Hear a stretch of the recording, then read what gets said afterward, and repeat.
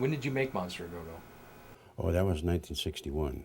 You started the picture, but then you turned it over to Herschel Gordon Lewis. Take us back to the point where you started making the film to how Herschel Gordon Lewis took over and changed the title and got it into theaters.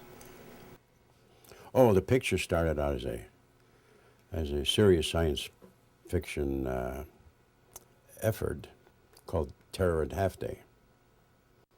And we were facing a situation in Chicago where this happened to have been the first feature film in Chicago, made in Chicago after about 30 years after the Charlie Chaplin studios closed.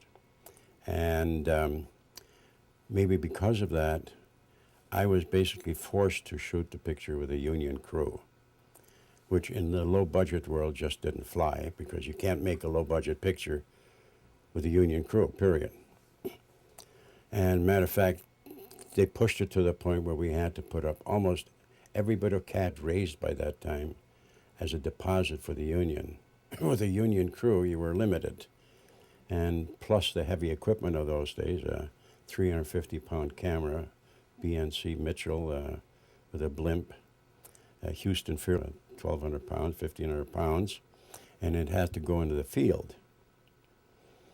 So we needed to hire a semi-truck to haul it out of the field. It was spring, and this would get stuck in the mud. So the shooting time that we had, it was always 6 hours of setup and 2 hours of shooting. And that included rehearsing and dry runs.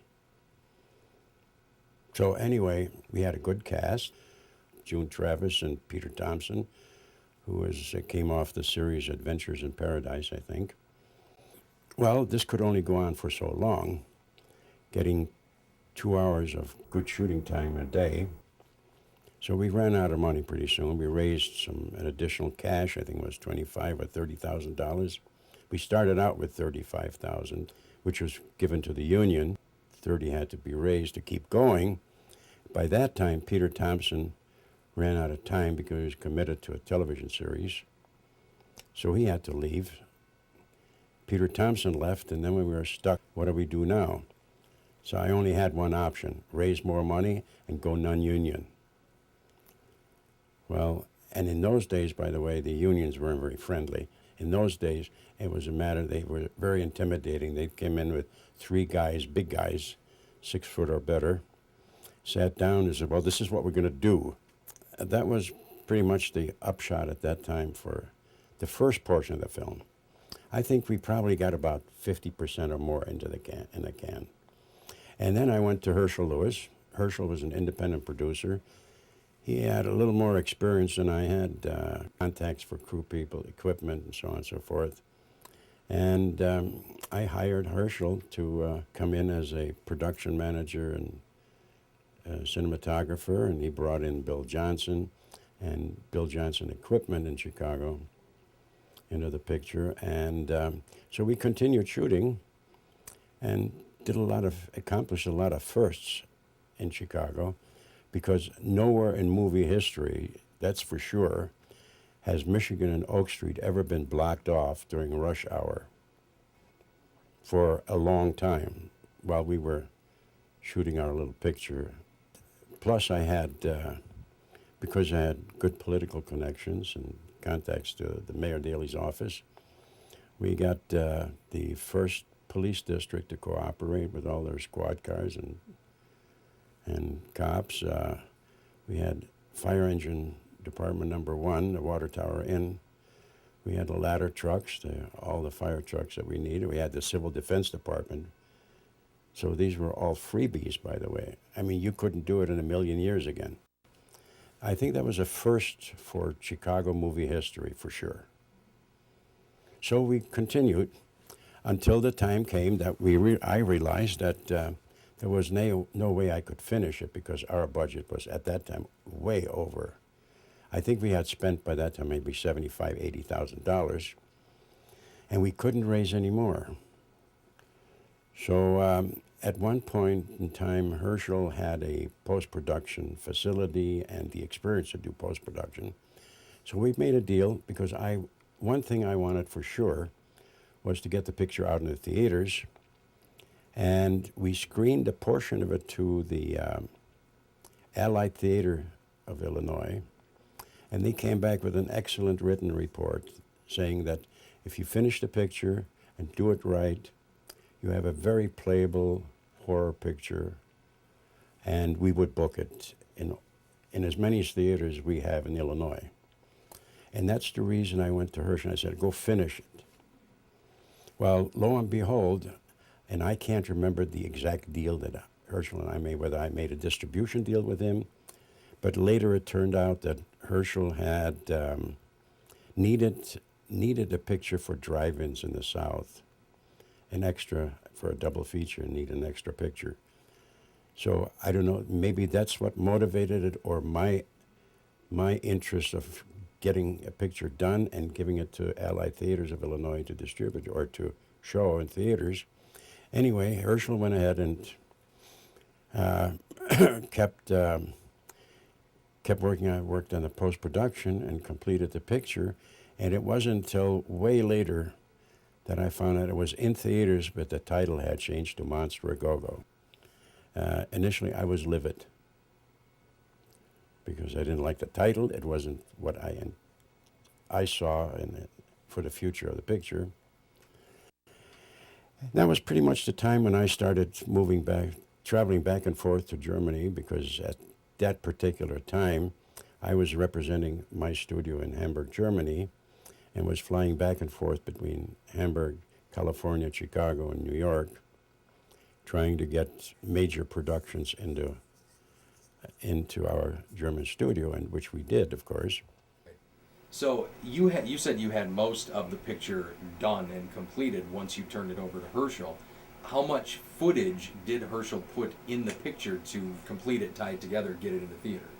By the time Herschel and I decided that he would finish it, picture was 85% in the can, if not 90%. Even today, he only small portions, I think, were inserted, and I can name them all. There were, I think, 3 or 4 shots that were inserted into it to make it what is today Monster A Go-Go. Was it just shots to tie scenes together so it wasn't like... Well, it was, specifically, it was the billiards, people listening to a radio broadcast, the girls in the park and reacting to Henry Height, the monster, and very little else, really. A girl in an office listening to a radio. He shot that in his office, I'm sure. So there were maybe 3 or 4 shots altogether that he used to make Monster A Go-Go out of it, but generally the picture pretty much was completed. And I'm a little surprised, looking at it today, that not much more of the Michigan Avenue stuff and under Wacker Drive scenes were in it, which were big production value, but they aren't there. Was that... So Herschel did that? He didn't use all of those scenes? No, there's a lot of stuff that we shot that's not in there. After all these years, are you in touch with anyone that you worked with or that was in Monster A Go-Go? Do you still hear from anybody?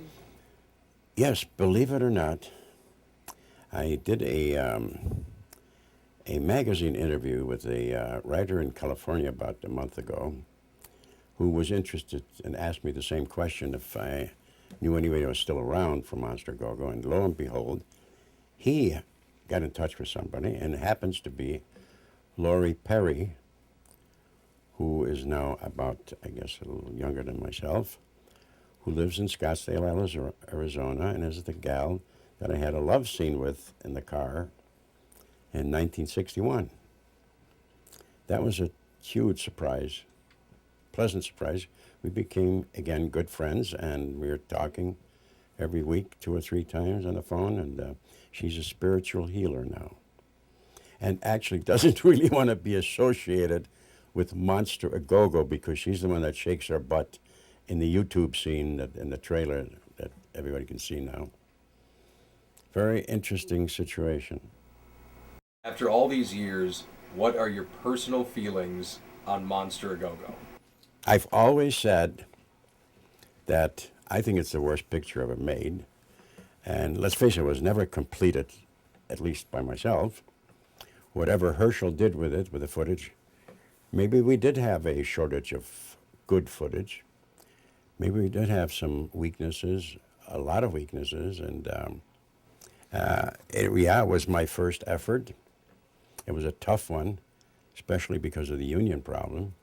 I've hated unions ever since and never used one again, so except Screen Actors Guild and the DGA, but that's it. That's where the union deal stops, for me at least. So that's everybody's option, and they do what they want, but it wasn't good for me. So Bill, after all these years, and people are still interested in Monster A Go-Go. Here we are doing this interview and a special edition DVD of Monster A Go-Go. How does that make you feel after all these years that people still care about Monster A Go-Go? I am amazed. I cannot figure it out why, how this happens, but evidently, I keep asking myself, why do they want to see shit like that? I really mean that.